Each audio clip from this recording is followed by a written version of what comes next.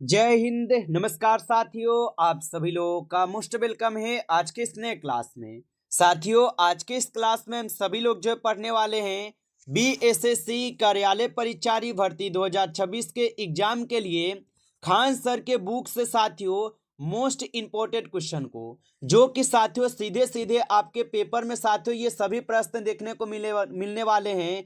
तो अच्छे से साथियों इन सभी प्रश्नों को आप याद करके जरूर जाइएगा, क्योंकि साथियों ये सभी प्रश्न आपके खान सर के बुक से लिए गए क्वेश्चन हैं और काफी इंपॉर्टेंट क्वेश्चन है जो आपके इस बार आपके बीएसएससी कार्यालय परिचारी में साथियों देखने को मिलने वाले हैं।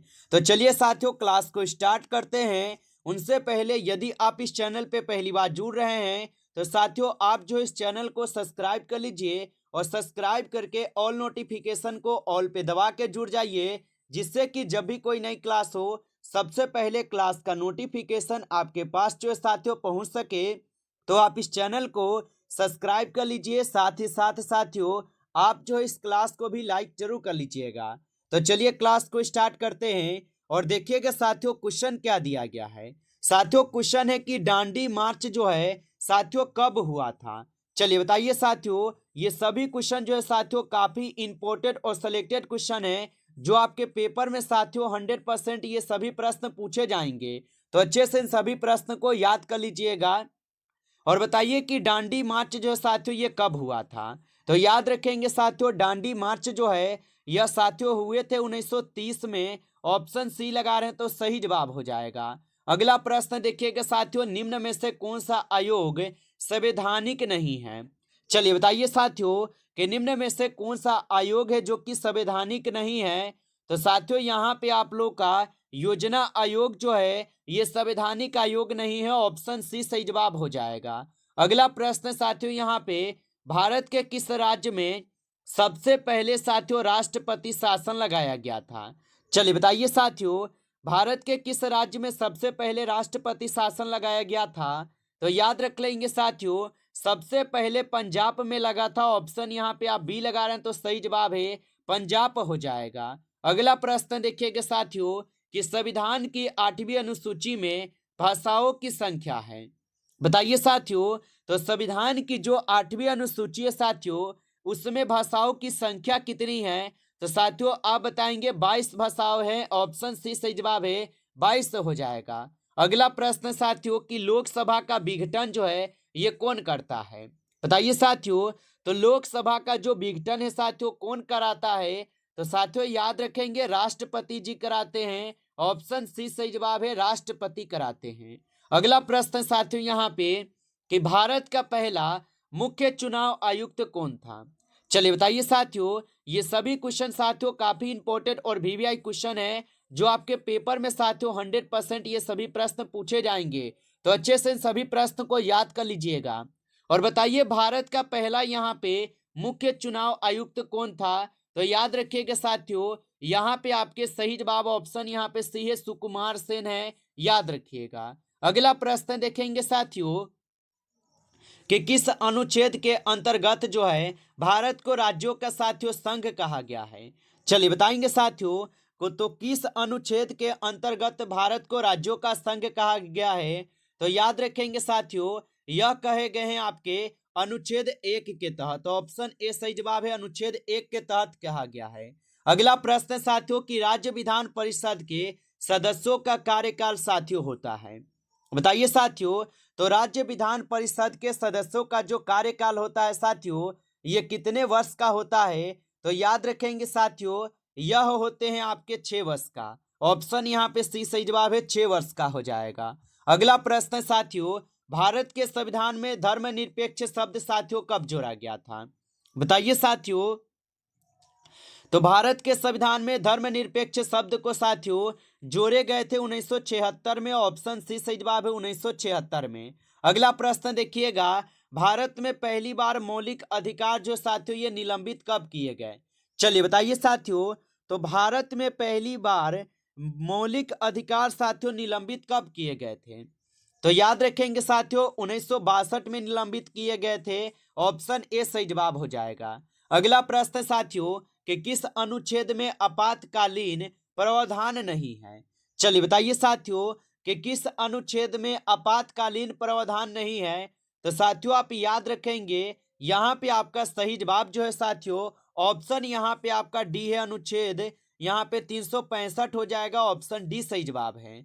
अगला प्रश्न देखिएगा कि नीति निर्देशक तत्व जो ये किस देश से साथियों लिए गए हैं।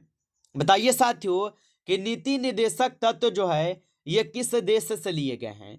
तो याद रखेंगे साथियों नीति निर्देशक तत्व जो है आयरलैंड के संविधान से ली गई है, ऑप्शन बी सही जवाब है, आयरलैंड के संविधान से ली गई है। अगला प्रश्न है भारत के संविधान में सबसे लंबा अनुच्छेद कौन सा है। चलिए बताइए साथियों, तो भारत के संविधान में सबसे लंबा अनुच्छेद जो है साथियों अनुच्छेद 370 है, ऑप्शन यहाँ पे डी सही जवाब है, अनुच्छेद 370 होगा। अगला प्रश्न साथियों भारत का पहला लोकसभा चुनाव साथियों किस वर्ष हुआ था। चलिए बताइए साथियों, और साथियों आप अभी तक इस क्लास को लाइक नहीं किए हैं तो आप इस क्लास को एक बार ज्यादा से ज्यादा साथियों आप लाइक कर लीजिएगा। नए जुड़े हैं इस चैनल पे तो आप इस चैनल को भी सब्सक्राइब करके आप ऑल नोटिफिकेशन को ऑल पे दबा के जुड़ जाइए, जिससे कि जब भी कोई नई क्लास हो सबसे पहले क्लास का नोटिफिकेशन आपके पास जो है साथियों पहुंच सके। तो आप इस चैनल को सब्सक्राइब जरूर कर लीजिएगा। और बताएंगे साथियों भारत का पहला लोकसभा चुनाव साथियों किस वर्ष हुआ था। तो याद रखिएगा साथियों यह हुए थे 1951-52 में, ऑप्शन सी सही जवाब है, 1951 और 52 में हुआ था। अगला प्रश्न देखेंगे किस समिति ने पंचायती राज की सिफारिश की थी। बताइए साथियों कि किस समिति ने पंचायती राज की सिफारिश की थी। तो याद रखेंगे साथियों बलवंत राय मेहता समिति जो कि पंचायती राज की यहाँ पे साथियों सिफारिश की थी। अगला प्रश्न देखिएगा राज्यपाल की नियुक्ति जो है साथियों किस अनुच्छेद में है।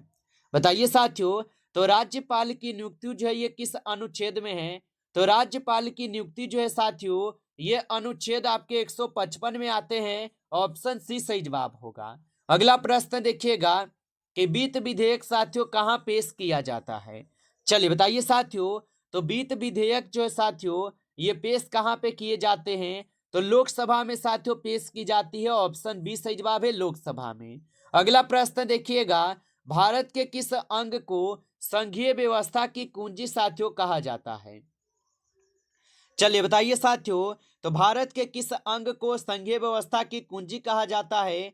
तो याद रखिएगा साथियों ये सर्वोच्च न्यायालय को कहते हैं, ऑप्शन बी सही जवाब है, सर्वोच्च न्यायालय को। अगला प्रश्न साथियों संविधान सभा के अस्थायी अध्यक्ष जो साथियों कौन थे।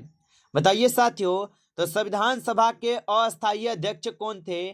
तो याद रखेंगे साथियों संविधान सभा के अस्थायी अध्यक्ष थे यहाँ पे आपके सच्चिदानंद सिन्हा, ऑप्शन यहाँ पे बी सही जवाब है, सच्चिदानंद सिन्हा होगा। अगला प्रश्न साथियों कि लोकसभा में गणपूर्ति जो साथियों कितनी होती है। चलिए बताइए साथियों, तो लोकसभा में साथियों गणपूर्ति कितनी होती है। तो साथियों लोकसभा में गणपूर्ति होती है 1/10, ऑप्शन ए सही जवाब है, याद रखिएगा। अगला प्रश्न साथियों यहाँ पे भारत में उपराष्ट्रपति का जो चुनाव है साथियों कौन कराता है। चलिए बताइए साथियों, तो भारत में उपराष्ट्रपति का चुनाव कौन कराता है। तो साथियों आप याद रखेंगे भारत में उपराष्ट्रपति का जो चुनाव है साथियों ये आपके निर्वाचक मंडल करते हैं, ऑप्शन ए यहाँ ऑप्शन सी यहाँ पे सही जवाब है, याद रखेंगे। अगला प्रश्न साथियों कि संविधान की प्रस्तावना में कितने आदर्श हैं। बताइए साथियों कि संविधान की प्रस्तावना में कितने आदर्श होगा। तो साथियों संविधान की प्रस्तावना में कुल 5 आदर्श होगा, ऑप्शन सी सही जवाब है। अगला प्रश्न देखिएगा साथियों राज्य आपातकाल अधिनियम कितने समय तक साथियों रह सकता है। चलिए बताइए साथियों, तो राज्य आपातकाल कितने अधिकतम जो साथियों कितने समय तक रह सकता है।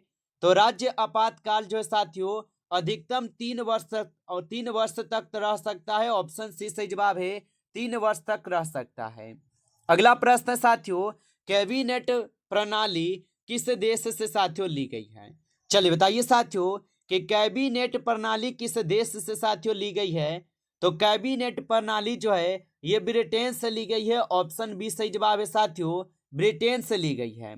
अगला प्रश्न देखिएगा लोकसभा का नेता जो साथियों किसे कहा जाता है। बताइए साथियों कि लोकसभा का नेता किसे कहा जाता है। तो साथियों लोकसभा का जो नेता है यह साथियों किसे कहते हैं। तो प्रधानमंत्री को कहते हैं, ऑप्शन सी सही जवाब है प्रधानमंत्री को।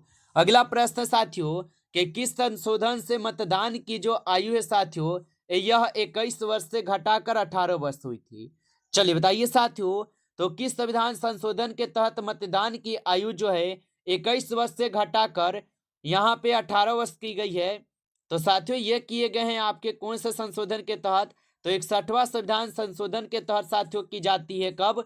1988 में। याद रखिएगा साथियों, ऑप्शन यहाँ पे आपका बी सही जवाब है, याद रखेंगे। अगला प्रश्न है साथियों, संविधान में एकल नागरिकता जो ये सिद्धांत किस देश से लिया गया है?